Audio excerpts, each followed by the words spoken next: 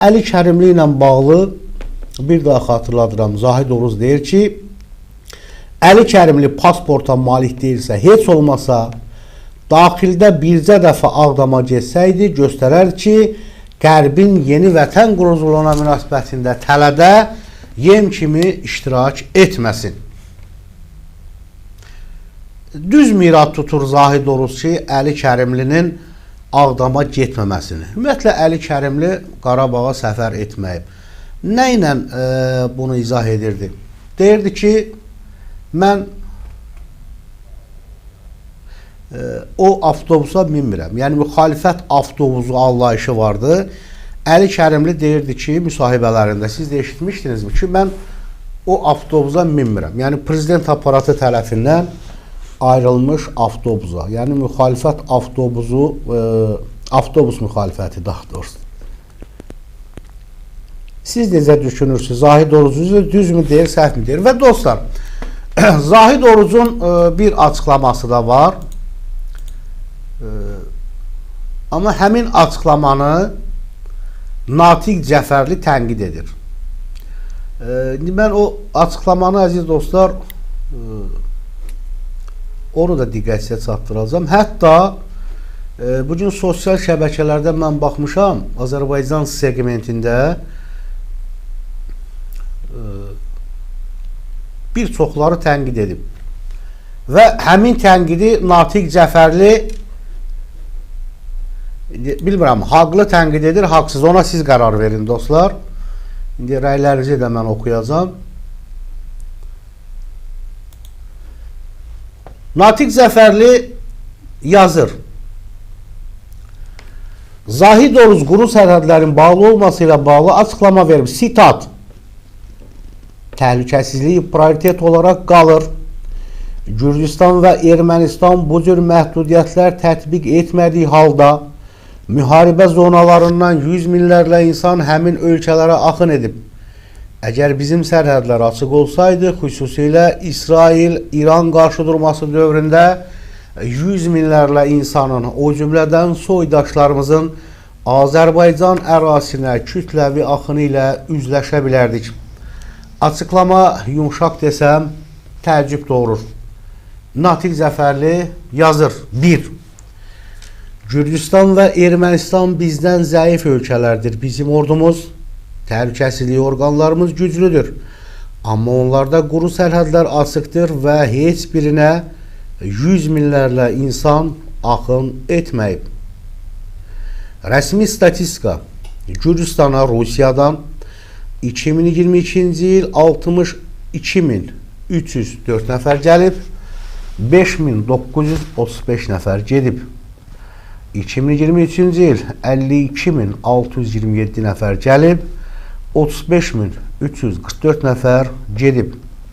2024 23.574 nəfər gəlib, 25.612 nəfər gedib.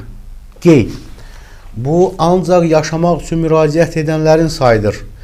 Turist kimi bir neçə gün həftəlik gələnlər bura aid deyil.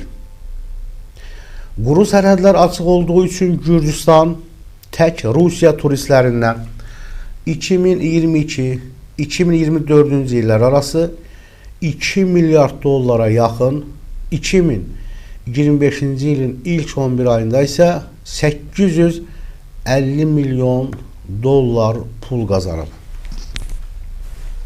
3. 2022-ci il o ildən bu günə qədər, yəni 2022-ci ildən bu günə qədər Ermənistana cəmi 40.000 Rusiya vətəndaşı köçüb. 2022-ci ildən 2025-ci ilə qədər 120.000 Rusiyalı yaşamaq üçün müraciət edib, amma cəmi 40.000 orada qalıb. Ermənistan müharibə illərində Rusiyadan turizm, ticarət və sair istiqamətlərdə milyardlarla, bəli, milyardlarla pul qazanıb. Zahid Oruz İranda yaşayan soydaşlarımızın axın edəcəyini deyil. Əvvəla soydaş deyiriksə, gözümüz üstündə yerləri var. İkincisi, Türkiyə və İranın 3 quru sərhəd keçid məntəqəsi var. 2 həftəlik müharibədə İrandan Türkiyəyə keçirdilər də ciddi artım olmadı. Keçidlərdə artım olmadı. Adi qaydada keçidlər olmuşdu. Adi günlərə nisbətdə artım cəmi 10% olmuşdu. 12 günlük müharibədə Ermənistan-İran quru sərhəddi açıq idi. Cəmi 20 min İranlı bu 2 həftədə Ermənistana keçmişdi. Sonra da qayıtdılar. 2024-cü ildə İrandan Ermənistana 180 min turist gəlib. Hər biri ortalama $390 pul xərcləyiblər. Beləliklə, Zahid Orucun gətirdiyi rəqəmlər də, argumentlər də yanlışdır. Hətta dövlətimiz adına zərərlidir. Və burada əziz dostlar, sizin cavablarınız önəmlidir. İndi mən rəyləri diqqət sizə çatdıracağam. Sizcə Zahid Oruc düzmü deyir, Natiq Cəfərli onu tənqidində yanılır yoxsa yox? Tutaq ki, sərhədlərlə bağlı. Deyir ki, yanlışdır. Natiq Cəfərli Zahid Orucun bu açıqlamasını yanlış adlanır və dövlətin adına zərərdir deyir. Zərərlidir. Əgər soydaş deyiriksə, biz onlara qucaq açmalıyıq, qəbul etməliyik.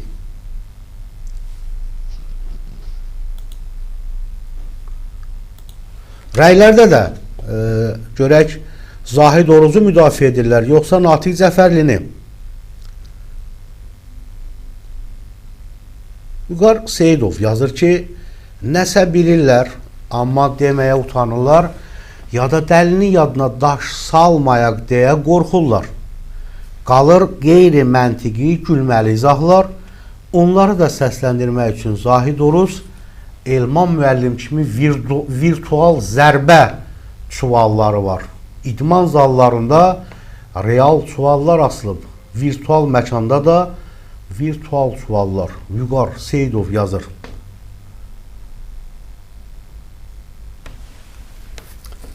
Və burada Toğrul Tağzadə yazıb ki, öz atasından başqa adamı ata deyən adamdan ağıllı söz çıxar.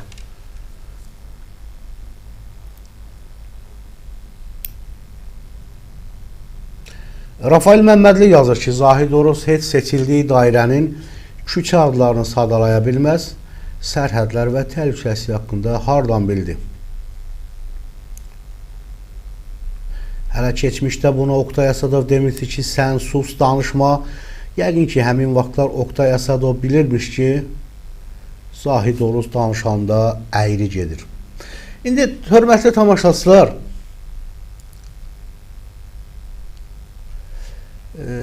indi Zahid Oruc, bəlkə belə deyək də, məsələn, bu açıqlamanı indi mən sizdən xahiş edirəm. Ola bilsin ki, indi Zahid Oruc bilirəm, cəmiyyət tərəfindən çox tənqid olunur. Ola bilər, bəlkə düzümü açıq. Çox xahiş edirəm, ədalətli bir yanaşağında. Mən demirəm, Zahid Orucu müdafiə edin və yaxud da ki, Natiq Cəfərlini tənqid edin, Natiqi müdafiə edin və yaxud da ki, Zahid Orucu ədalətli yanaşaq.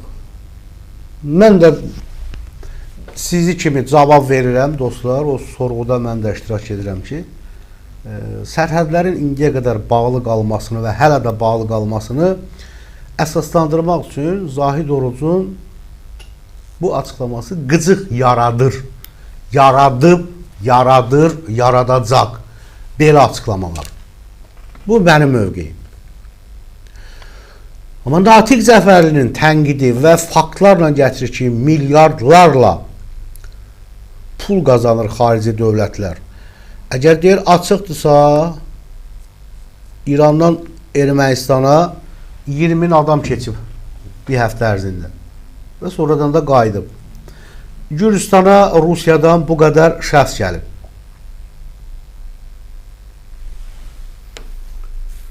Və indi burada Elvin Nadir yazır ki, ölkələrin turizmlə qazandığı milyardları saydınız, bəs o ölkələrə gələn qaçqın köçkülərin həyat tərzinə nə qədər pul gedir, onu da deyərdiniz.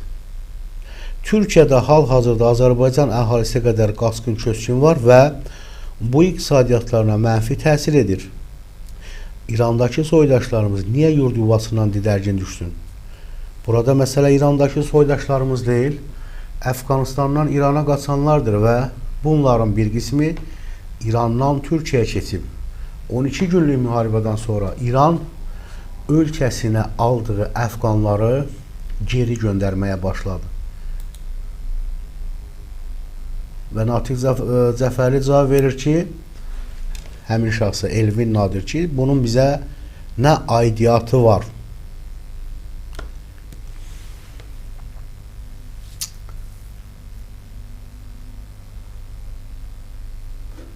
Sərhədlərlə bağlı danışdı və dostlar, Zahid Oruc daha sonra kim tənqid edib bu mövzu ilə bağlı? Səhv etmirəmsə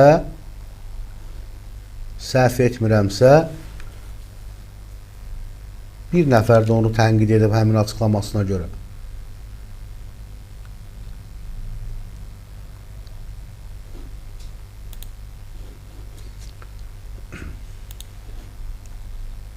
Əziz dostlar, dəyərli tamaşaçılar, kanalda olanlar bəyənin, paylaşın.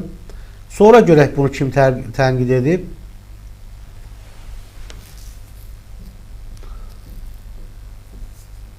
Aha, burada hətta Azərbaycan segmentində İranda dövlət tərəfindən tənzimləyən mediada bunu tənqid edibdir. Səhər və bu səhər həmişə Azərbaycan əleyhinə açıqlamalar verir, əziz dostlar.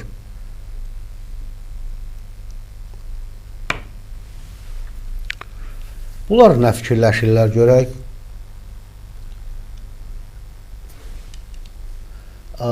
İranda da hətta bu müzakirə olunur. Demək deyirlər ki, düzdür, mən qabaqdan sizə elan edirəm ki, bu səhər Azəri yazılıbdır. Bunlar həmişə Azərbaycan əleyhinə yazırlar, çıxış edirlər. Və bunlar deyir ki, İran Azərbaycanlılarının tarixi davranışı iddianı təksib edir və müharibə və sanksiya altında olan Azərbaycanlılar heç vaxt ölkəni tərk etməyib, əksinə dövlətin və torpağı müdafiəsində ön sıralarda yer alıb. Və bunu müqəddəs müdafiə adlandırırlar.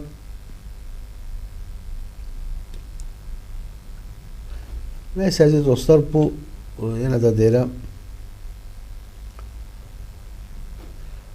Azərbaycan segmentində paylaşılıbdır. O kanal və səhifələr Azərbaycan əleyhinə həmişə çıxış etdiyi üçün mən onlardan sitat gətirmirəm. Bilmirəm, səhv edirəm, düz edirəm. Başa düşürəm, bu jurnalist yanaşması deyil. Çox xahiş edirəm, əziz dostlar, dəyərli tamaşaçılar, bəyənin, paylaşın.